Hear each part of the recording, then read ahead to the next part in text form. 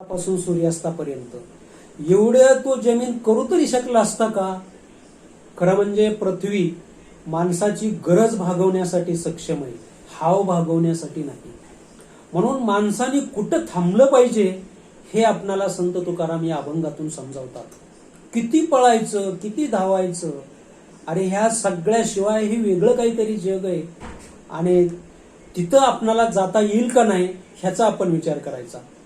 मला सांगा की रेमंड उलन या जगविख्यात कंपनीचा मालक जेव्हा रस्त्यावर भीक मागताना पाहिलं त्यावेळेस असं लक्षात आलं एवढा मोठा श्रीमंत माणूस रस्त्यावर भीक मागतो, कारण त्यानं आपल्या मुलांच्या संस्काराकडे कधी पाहिलंच नाही. कारण आपण जीवन जगत असताना मी एवढं मोठं कमवतो तर ते सांभाळणारी माझ्याकडे असणारी जी पुढची पिढी ती तरी सक्षम आहे का याचाही आपण विचार करत नाही. अशी कितीतरी लोक आहेत, कितीतरी वंशज आहेत की त्यांची आपल्याला वाताहत झालेली दिसते. आणि म्हणून आपण आपल्या परिवाराला नक्कीच आपण सांभाळूया, पण त्यांना कधी कुठपर्यंत मर्यादेत राहायचं ह्याचाही आपण विचार केला पाहिजे. दुसऱ्या कडव्यामध्ये, दुसऱ्या चरणामध्ये संत तुकाराम महाराज म्हणतात की सख्या गोत्र बहिणी सुखाचे संगती मोकलून देती अंतकाळी. आता बऱ्याच जणाला की माझा हा भाऊ, माझी ही बहीण किंवा माझे हे नातेवाईक अशा पद्धतीत आपण त्यांना पार चिटकून गेलेलो असतो. परंतु संत एकनाथ महाराज म्हणतात, नाही कुणाचे कुणी तुझे नव्हे रे कोणी, अंती जाशील एकल प्राण्या माझे माझे म्हणूनी. बहीण कुणाची, भाऊ कुणाचा, कोण कुणाचे सगळे सोये रे, मेल्यावरती जमतील सारे तुटतील धागे दोरे, प्राण्या मायेचा बाजार. नाही कुणाचे कुणी तुझे नव्हे रे कोणी, अंती जाशील एकल प्राण्या माझे माझे म्हणूनी. आपण या नात्यामध्ये, या मायाजालामध्ये कितपर्यंत रुतायचं आणि कुठपर्यंत त्याच्याशी एकरूपायचं हा आपण विचार केला पाहिजे. कारण जेव्हा वेळ येते ना त्यावेळेस कुणीही आपलं होत नाही. आज आपण कोरोनाच्या काळात सुद्धा, मी माझा प्रसंग सांगतो की मी 17 दिवस बार्शीच्या अंधारे हॉस्पिटलमध्ये ICU मध्ये होतो. माझ्याबरोबर असणारे फक्त 2 मिनिटं मला दिवसातून भेटायला यायचे, नाही तर मी एकटाच ICU मध्ये होतो. मला इतकी सगळ्यांची आठवण येते, हा येईल तो येईल मला भेटेल, पण मला कुणाचीही भेट होत नव्हती. माझ्या साईडची 4 माणसं, दररोज एक एक माणूस गेला. अक्षरशः मी त्यांचा मृत्यू माझ्या डोळ्यांनी पाहिला.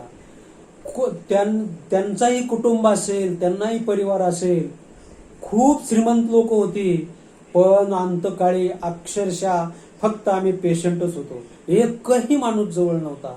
मी माझ्या डोळ्यांनी पाहिलं तडपडून माणसं मरताना. काय की किती जणाला त्यांनी प्रेम दिलं असेल, किती जणांसाठी त्यांनी कष्ट सोसले असतील, किती प्रपंच त्यांनी नेटका केला असेल, पण कोण होतं त्यांच्या अंतकाळी? ना बहीण, ना भाऊ, ना पत्नी, ना मुलं, एकही माणूस नव्हता. आणि तो माणूस मात्र अशा अवस्थेत आपल्याला कोरोनाने आज आपल्याला हे समजलं.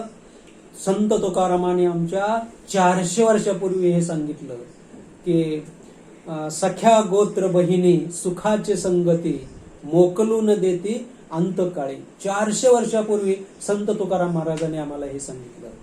म्हणून सहवास प्रेम मैत्री हे तंत्र बोलण्याचे प्रत्यक्ष वेळ येता कुणी नसे कुणाचे. कन्या स्नृषा नृपाची प्रत्यक्ष राम भरता, टिचली क्षणा क्षणाला कारुण्य रूप सीता. कामी तिच्यान आले सामर्थ्य राघवाचे, प्रत्यक्ष वेळ येता कुणी नसे कुणाचे.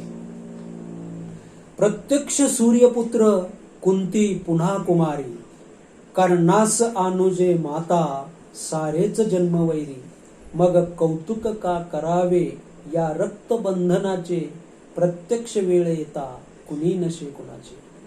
पहान की प्रत्यक्ष सूर्याच्या उपासनेपासून झालेला कर्ण आणि कुंतीनं त्याला लग्नाच्या अगोदर जन्माला म्हणून पाण्यात टाकून दिलं.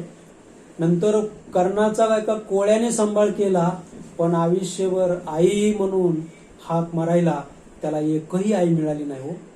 म्हणजे आपण म्हणतो ना, कुंती माता आणि कर्ण यांच्यात सुद्धा वेळ आल्यानंतर आई सुद्धा आपल्या मुलापासून फारकत घेते. ठेवू नका अपेक्षा अवघ्या जगाकडून, निरपेक्ष आचरित कर्तव्य प्रेम दोन्ही. मग चालू द्या सुखाने अवघे ऋणे जगाचे, प्रत्यक्ष वेळ येता कुणी नसे कुणाचे.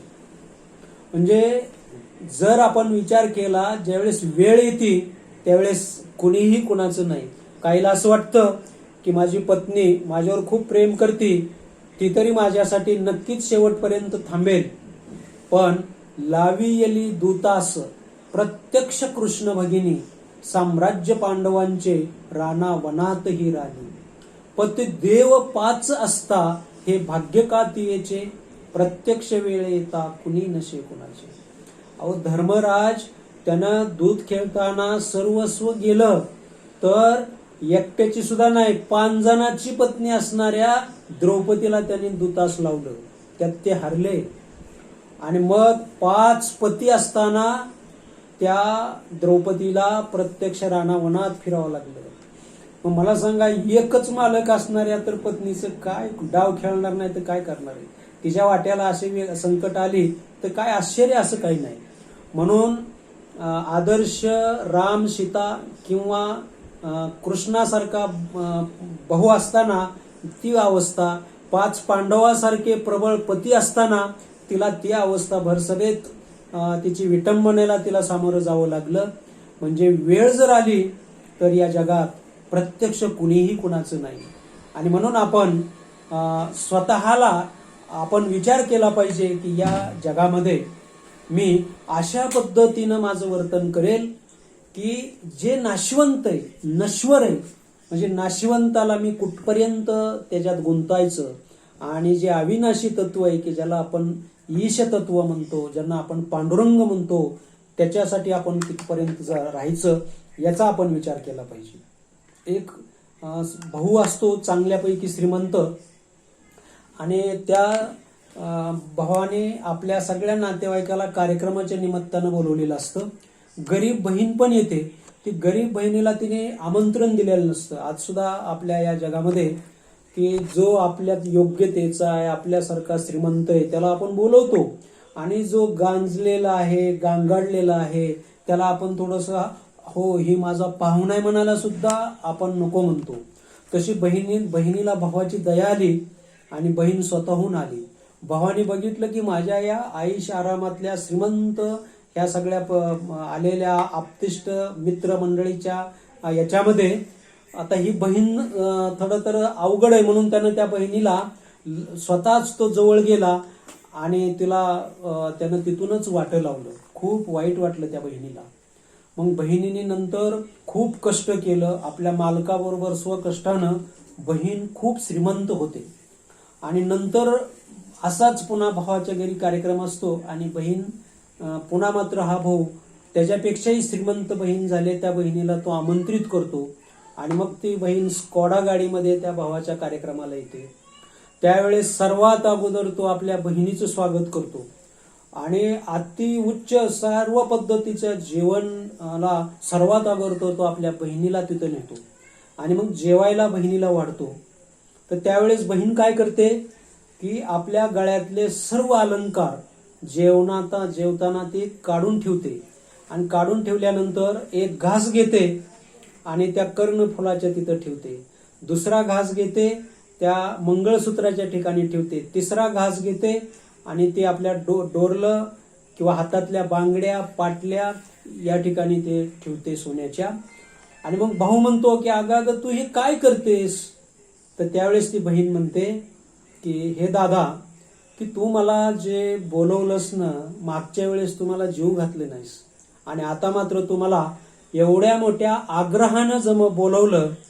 खरं तर तू जे मला बोलवलं ना जेवायला, ते मला नाही, माझ्या गळ्यातल्या ह्या वैभवाला, की अलंकारालाच तू जेवायला बोलवलं. मागच्या वेळेस हे अलंकार माझ्या गळ्यात नव्हते म्हणून तू मला जीव घातलं नाही, पण आता मात्र ह्या सगळ्या माझ्या डामडौलाला पाहून तू मला जेवायला घातलं. आणि मग मला नाही जेवायचं म्हणली ती. म्हणजे मला सांगा की आज आपण सुद्धा आहेर वगैरे करताना आपलं जर लग्न असेल तर आपण याद्या काढतो की मागच्या लग्नात मला ह्यानी काय केलं आहेर, त्यांनी काय केलं, म्हणजे आपण सगळा हिशोब चुकता करतो. म्हणजे अशा पद्धतीचं की जग हे दिल्या घेतल्याचे, अगदी कायदा वायदा फायदा असेल तर माणसं एकत्र येतात. आणि म्हणून पूर्वी एक लहानपणी आम्हाला एक कविता होती बघा की अक्षर नवटक धडा पासरी ईश्वर घरचा काटा रे, लिटर मीटर क्विंटल हेक्टर ईश्वर घरचा काटा रे, जमीन जुमले मनशील माझे माझे रे, अखेर शेवटी तुझ्या नशिबी 3 हात जागाच मिळेल रे, एक तर पुरायला नाही तर जाळायला, सगळे सोये रे मनशील माझे माझे रे, अखेर शेवटी तुझ्या नशिबी 4च खंदकरी मिळतील रे, अक्षर नवटक धडा पासरी ईश्वर घरचा काटा रे, माड्या बंगले मनशील माझी माझी रे, माड्या बंगले मनशील माझी माझी रे, अखेर शेवटी तुझ्या नशिबी 4च लाकडे मिळतील रे, भांडी कुंडी मनशील माझी माझी रे, भांडी कुंडी मनशील माझी माझी रे, अखेर शेवटी तुझ्या नशिबी फुटकच गाडग मिळेल रे, अक्षर नवटक धडा पासरी ईश्वर घरचा काटा रे, लिटर मीटर क्विंटल हेक्टर ईश्वर घरचा काटा रे. म्हणजे सारांश की संत तुकाराम महाराज म्हणतात की सख्या गोत्र बहिणी सुखाचे संगती